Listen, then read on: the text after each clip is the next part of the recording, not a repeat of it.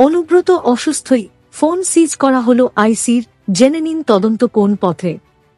বিতর্কের আর এক নাম অনুব্রত মণ্ডল ওরফে কেষ্ট।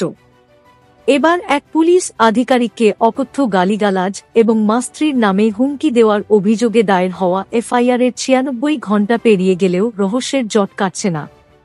বোলপুর থানার আইসি লিটন হালদারকে ফোন করে হুমকি দেওয়ার এই মামলায় পুলিশ দুবার নোটিশ পাঠালেও অসুস্থতার যুক্তি দেখিয়ে মঙ্গলবার পর্যন্ত হাজিরা দেননি কেষ্ট। তার মোবাইলটিও এখনও বাজেয়াপ্ত করা হয়নি, যা নিয়ে প্রশ্ন উঠছে। তবে অভিযোগকারী পুলিশ অফিসারের মোবাইলটি কিন্তু তদন্তের স্বার্থে সিজ করেছে পুলিশ।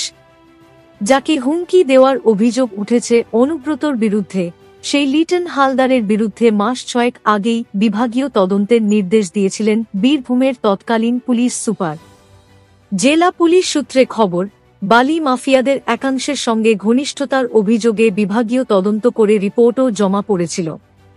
তারপরে তার বদলির সম্ভাবনা তৈরি হলেও এখনও তিনি বোলপুর থানার দায়িত্বেই রয়েছেন। এই বিষয়টি বর্তমান তদন্তে নতুন মাত্রা যোগ করেছে।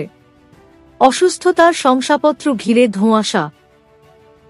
কি এই চৌধুরী, যে মেডিকেল সার্টিফিকেটের ভিত্তিতে অনুব্রত অসুস্থ বলে তদন্তকারী অফিসারকে জানানো হয়েছে, সেই শংসাপত্রের বৈধতা নিয়ে ইতিমধ্যে প্রশ্ন উঠেছে। সংশয় তৈরি হয়েছে শংসাপত্র প্রদানকারী জনৈক এইচ চৌধুরীকে নিয়েও।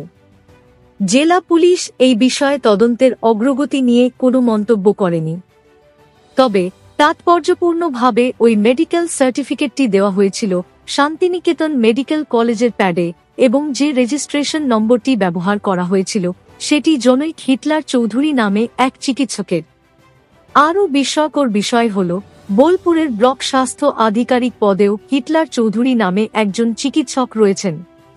প্রশ্ন উঠছে, একজন সরকারি চিকিৎসক কিভাবে একটি প্রাইভেট মেডিকেল কলেজের হয়ে শংসাপত্র ইস্যু করলেন?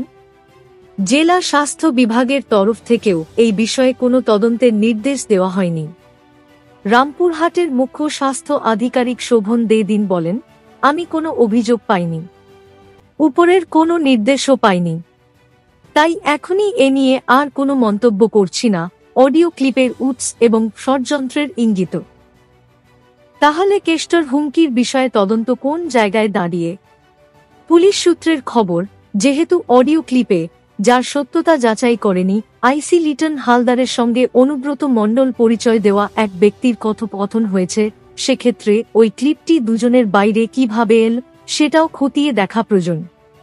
এই ঘটনার পর ক্ষমা প্রার্থনা করে অনুব্রত যে বিবৃতি দেন, সেখানেও অডিও ভাইরাল হওয়ার পিছনে ষড়যন্ত্রের ইঙ্গিত দিয়েছিলেন তিনি। সেই সূত্রেই আইসির মোবাইলটি সিজ করা হয়েছে। বীরভূম জেলার পুলিশ সুপার আমনদীপ সিং বলেন, সব কোটি বিষয় নিয়েই তদন্ত শুরু হয়েছে, এখনই এর বেশি কিছু বলবো না, কিন্তু অনুব্রতর মোবাইল সিজ হয়েছে কিনা অথবা হলে কবে হবে, সে প্রশ্নের সদুত্তর মেলেনি। অনুব্রত নিজে এদিন মুখ খোলেননি। এই মামলায় আগাম জামিনের জন্য এখনো আবেদন করেননি তিনি। তবে বীরভূম জেলা তৃণমূলের কোর কমিটির সদস্য বিকাশ রায়চৌধুরী বলেন, অনুব্রত মণ্ডল অসুস্থ, তাই বাড়িতে বিশ্রামে আছেন, ফোন সিজ করার খবর নেই। এই ঘটনায় একদিকে যেমন অনুব্রতর বিরুদ্ধে হুমকির অভিযোগের তদন্ত চলছে, তেমনি অডিও ক্লিপের উৎস এবং মেডিকেল শংসাপত্রের বৈধতা ঘিরেও রহস্য দানা বাঁধছে। আগামী দিনে এই মামলার জল কতদূর গড়ায়, সেটাই এখন দেখার বিষয়।